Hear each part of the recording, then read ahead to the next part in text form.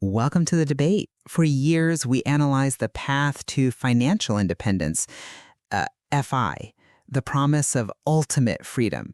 But the journey itself, well, it creates a paradox. High-income professionals often spend 2 decades fighting their way to the finish line, achieving that magical FI number on paper. Yet, instead of finding liberation, they often encounter an unfamiliar psychological state, deep caution, paralyzing fear, and behavioral rigidity. It's an incredible shift, isn't it? The very identity that allowed them to amass millions, the aggressive builder, the calculated risk taker, is suddenly replaced by something defensive. Every decision, every market swing suddenly feels like an existential threat to the life they just spent decades building. Exactly. And so the central question we really have to address is this. When a high-income individual reaches their FI number, does the resulting deep caution represent a rational and a necessary price of protecting their newfound freedom? Or does it signal a behavioral failure where the portfolio begins to psychologically own the person? I hold that this caution is a natural, rational shift. It's the necessary, evidence-based reaction of a person transitioning into what I'd call a protector identity, driven by powerful loss aversion. And I take the opposing view. I argue this conservatism is often irrational. It reveals a deeply ingrained scarcity mindset that prevents the investor from ever realizing true financial agency, essentially sabotaging the very goal they worked so hard to achieve. Well, I see the shift toward conservatism as a necessary, rational adaptation rooted in the financial life cycle itself. I mean, consider the person in their 20s or 30s during the accumulation phase. They should be focused purely on growth. Their greatest asset isn't their portfolio, it's their human capital, their future lifetime wages. That massive stream of income acts like a safe bond, right? It cushions portfolio risk and allows them to aggressively embrace volatility. Sure, in the beginning. Right. However, as that individual moves into their 40s and 50s, nearing retirement, their human capital depletes. So the financial life cycle inherently dictates a necessary shift toward preservation. The downside becomes tangible because they no longer have decades of high-level earnings to bail themselves out. The documented behavior of the wealthy supports this. Qualitative research has been done on high-net-worth individuals, those in the top 5%, and it consistently shows they harbor this genuine uneasiness. Despite having substantial wealth, they worry that it might still be insufficient. This isn't greed, it's loss aversion in action. Behavioral finance confirms that losses loom psychologically much larger than gains. When you've won the game, when you hold $5 or $10 million, the marginal utility of gaining another 1% is negligible. But the pain of losing 20%, of seeing $1 million vanish, that creates genuine anxiety about their security. That fear is rational because they know one or two large, ego-driven portfolio mistakes can rapidly and irreversibly deplete their wealth.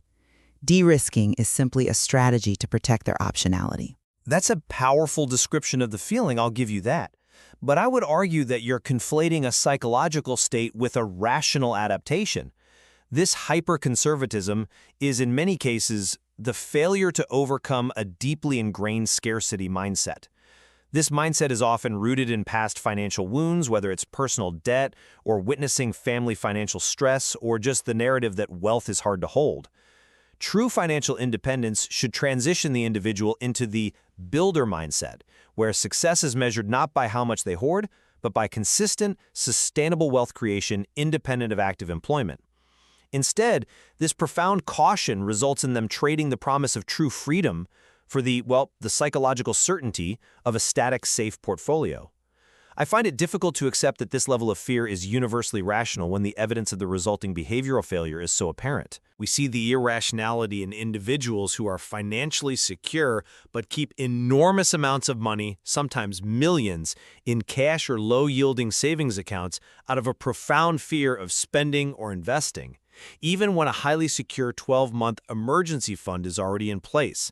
This behavior is financially crippling over the long term, eroding returns through inflation, but more importantly, it causes people to play smaller in life.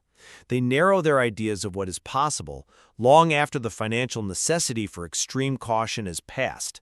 The portfolio has become a cage they built for themselves. Acknowledging the psychological element is critical, and I agree that excessive cash hoarding is counterproductive.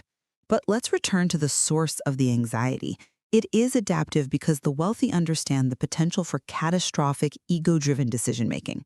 That's why they embrace de-risking strategies like hiring financial advisors. They often bring in these advisors specifically to act as emotional gatekeepers, mitigating loss aversion and, FOMO. They're seeking emotional detachment, understanding that the size of their wealth magnifies the absolute cost of a behavioral mistake. And the anxiety is genuinely justified by long-term tail risks. For instance, in the UK, even the top 5% worry intensely about long-term care costs in later life. These costs can be astronomical and can absolutely deplete substantial assets, illustrating a genuine need for preservation strategies that go beyond just calculating the basic 4% withdrawal rate. They're protecting against the known unknown, the possibility of losing their peace of mind and their time. And that is exactly what a major financial mistake cost. Okay, I agree that advisory oversight can help, but if the fear is truly rational, why does it manifest in behaviors that are demonstrably self-defeating? The most common sign of this psychological ownership is the one more year syndrome, or OMY. This is widespread among high earners who have already hit or exceeded their FI goal. They forfeit precious, non-renewable time, a year of their peak health and energy, just to gain some marginal financial security. When you look at online forums, OYME is often described as a weakness in fortitude. It's clear evidence that the numbers are being distorted by emotion. The person is optimizing for certainty far beyond their actual mathematical need, choosing to remain psychologically employed by the portfolio rather than transitioning to life optimization. The emotional inertia of the rat race is simply too strong to break, and they use the portfolio as a narrative anchor to justify staying in a familiar, high-paying, but often draining routine. I see why you think that. An OMI certainly seems like a failure of nerve. But let me give you a different, perhaps more rational perspective on that extra year. If working one more year generates significant after-tax pay, let's use the average high-earning professional who can bank, say, $200,000 to $300,000 extra. That is a massive addition to the portfolio buffer. And why is that buffer so important? It mitigates sequence of returns risk. For those unfamiliar, sequence risk refers to the danger that poor market returns early in retirement, right when you start drawing down capital, can permanently impair your portfolio's ability to recover. That extra $300,000 acts as a shield. Furthermore, that additional buffer allows for the greater use of dynamic strategies, like the famous Geitenklinger retirement guardrails. These guardrails are dynamic rules that allow for higher initial withdrawal rates, sometimes up to 5.9%, with a globally diversified portfolio, by promising to reduce withdrawals if the market hits predefined triggers. This conservatism, this buffer, earned by working one more year, it buys tremendous flexibility and robustness in their withdrawal strategy. It's a trade-off of 1 year of time for decades of psychological comfort and mathematical safety. I agree that sequence risk is the most significant threat to a newly retired portfolio, and I appreciate the clarity on the Geitenklinger guardrails. They are excellent tools for managing risk capacity. However, this brings us to the crucial tension reset. We have to distinguish between risk capacity and risk tolerance. As financial planners like David Blanchett have noted, investors have to balance what the portfolio mathematically can handle with what the investor prefers, or, more precisely, what they can emotionally endure.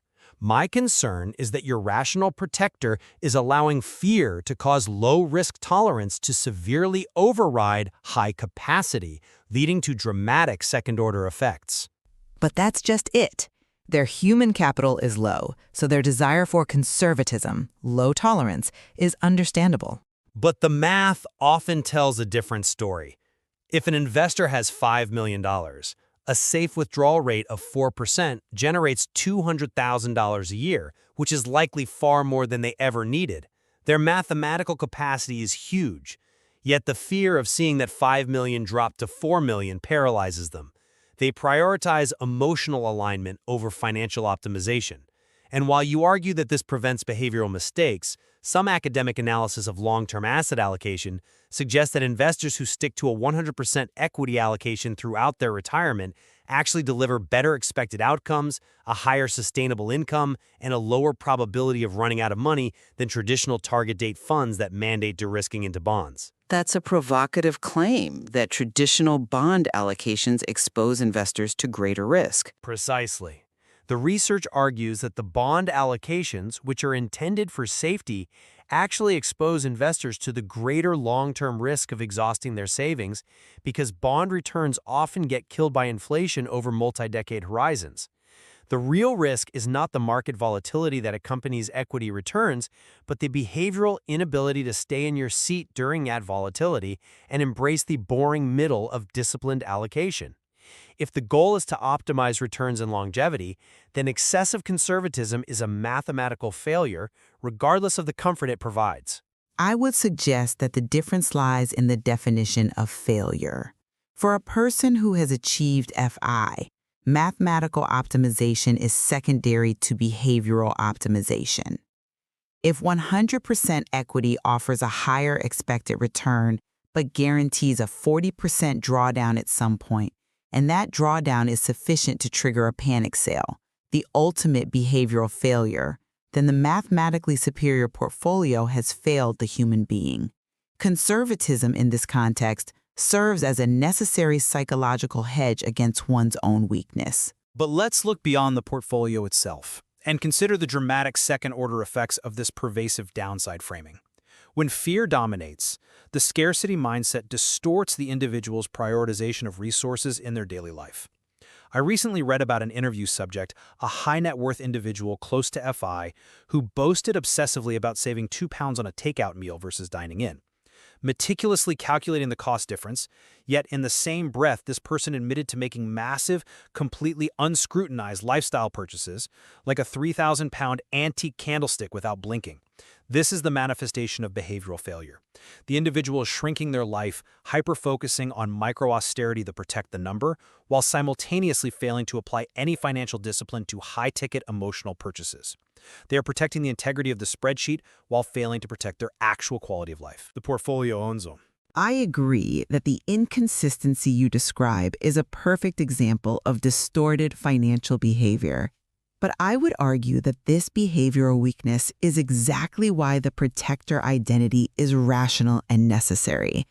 If an investor is already prone to such self-sabotaging emotional spending and inconsistent discipline, then minimizing the portfolio risk, de-risking the main engine, is the only reliable hedge they have against themselves.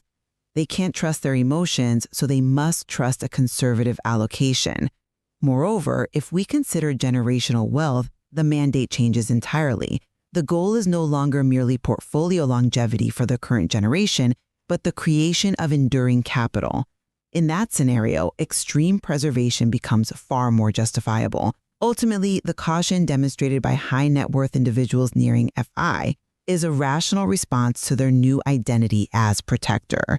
Loss aversion is immensely powerful. The financial cost of a mistake, the potential to lose years of peace, optionality, and the lifestyle they worked decades for, is simply too high to ignore. De-risking strategies are a necessary function to ensure that wealth lasts. I remain unconvinced. The true challenge of FI is not the mathematics of accumulation, but the psychology of transition. The behaviors we see, OMI, excessive cash hoarding, micro-austerity, are rooted in behavioral patterns, a scarcity mindset, and narrative anchoring that prevent the investor from accessing the true freedom they worked decades to achieve. The goal should be to allow the portfolio to support life, not the other way around.